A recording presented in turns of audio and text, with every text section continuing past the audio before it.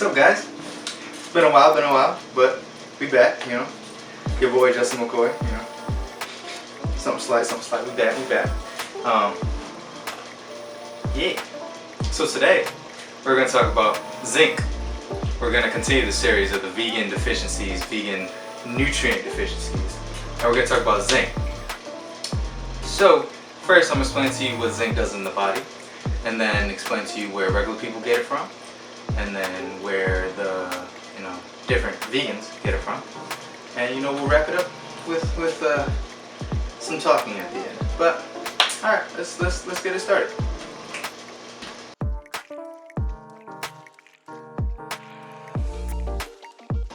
All right, so as I said, we're talking about zinc.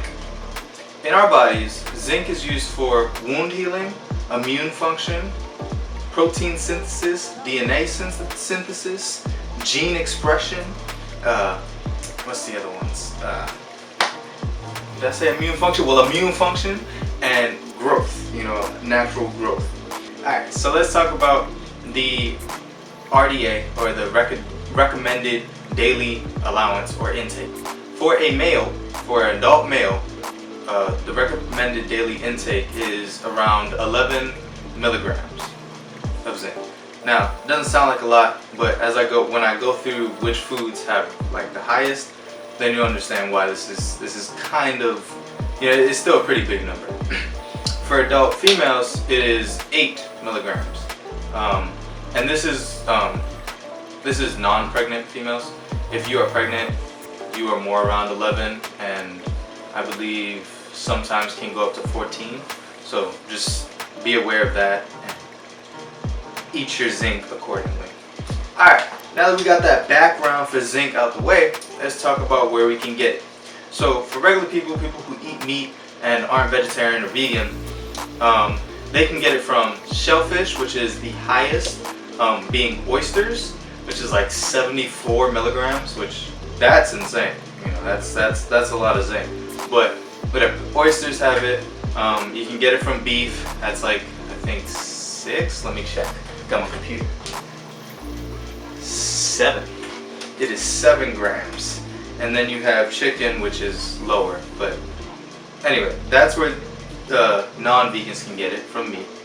And for vegans, we can get our highest amount from things like hemp seeds, chia seeds, pumpkin seeds, lentils, quinoa, tofu, chickpeas. There's a lot of places that we can get it from.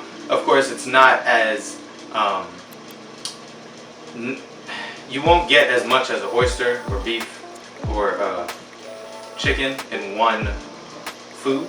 So that's why you eat a variety of foods. I mean, as a vegan, you open up your palate to a lot of things. So just eat a variety of foods, and I mean, you should be good. At the end of this video, I'll go through a little a realistic type of day where you can get in a good amount of zinc, and of course you can tweak it whatever way you want, but we'll talk about that later.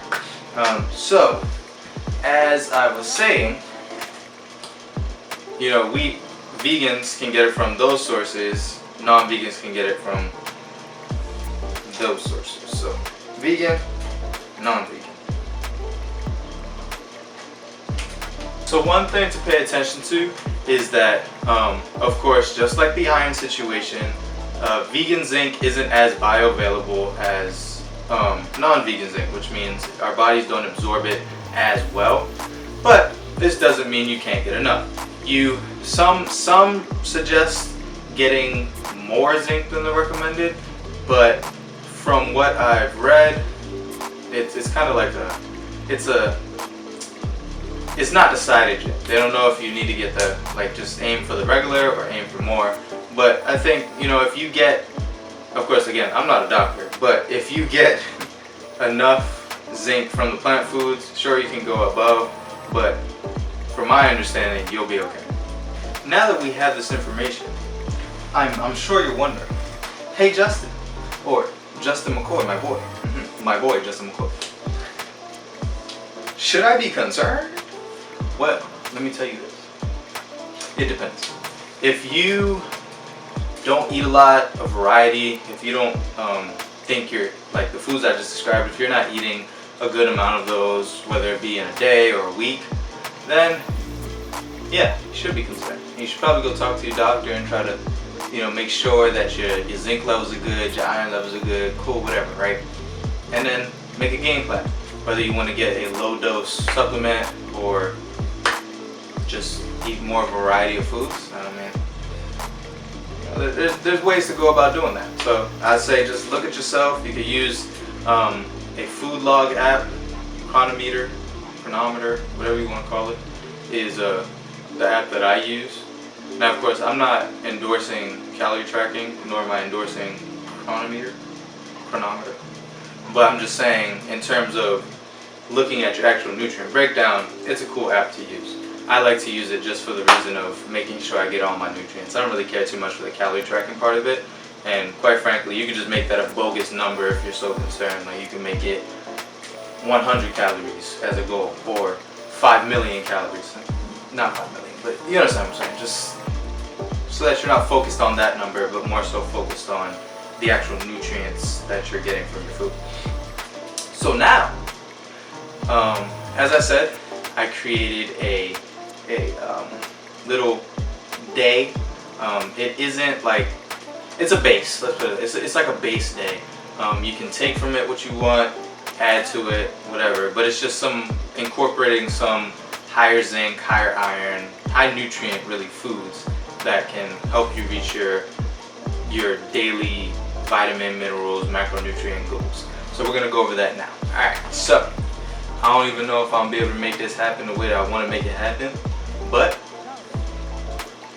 if I've done it right, you guys can see me and my phone, like what I'm seeing on my phone, if I did it right. If I haven't done it right, then you guys either see me only or see my phone only, so whatever.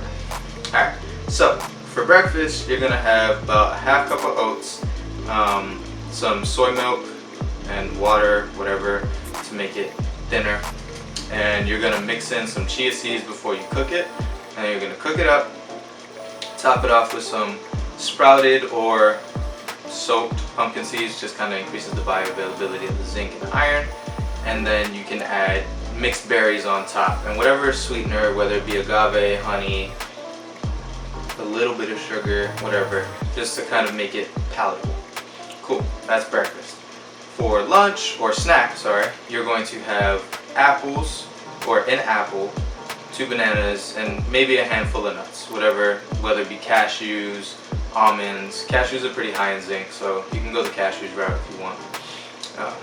Next, we have our lunch, which is hummus toast. So you have 2 slices of sourdough bread, you have hummus, and on the side you have you sliced up some carrots, put that on there, and maybe some cucumbers there, whatever. And then you have some hippies. I don't know if you ever tried hippies, but I'm John Smack. You're gonna have hippies as a little side dish. For dinner, you're gonna have a cup of quinoa, a cup of lentils, and a cup of kale. And you can add like some lemon juice, whatever. Just season it up to your liking.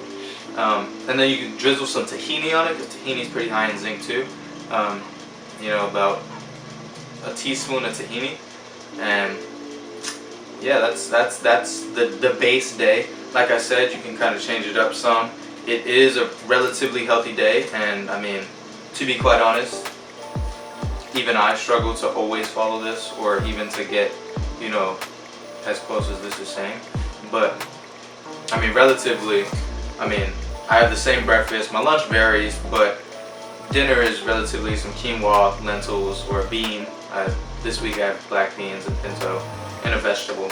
So you can kind of keep the same type of categories, I guess. So like oats, maybe a smoothie, whatever, right? Just stuff like that. You kind of play with it yourself, play around with it, and just kind of find stuff that you like. Alright, so now moving on to our daily report, which kind of shows us the whole nutrient breakdown. As you can see, we reached most of our B vitamins. I think the others can kind of be supplemented, or B12 can be supplemented, B3 and B5. If you had a little bit of nutritional use, you should be able to get your B vitamins in. We reached the majority of our fat solubles, which is our A, D, E, getting K, I guess 50%. But of course D can be supplemented. E, you can get it from like sunflower seeds, but again, this is just a base. This is a base thing, so you can add what you want, subtract what you want. Vitamin C you can get by just adding a little orange, whatever. But as you can see, our minerals, we hit all of, at least my goals, which are based off of the male requirements.